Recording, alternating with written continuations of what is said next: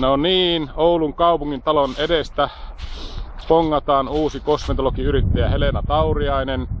Ja kerropas Helena, mistä sinun uusi kauneushoitola löytyy?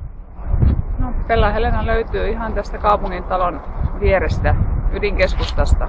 Jaha. Ja autolla kun tulet tuosta Kirkkokadulta, käännyt Hallituskadulle. No niin, eli pienen kävelymatkan päässä 100 metriä. Nyt ollaan kaupungin talon edessä. Eli tuosta Britannian Fitlogin yläpuolelta löytyy Pella Helenan kauneushoitola toisesta kerroksesta. No niin, kävelläänpä tästä sitten tien toiselle puolelle. Eli autolla on tosi näppärä tulla. Sisäpihalle pääsee tästä porttikongista Sesustus Britan vierestä.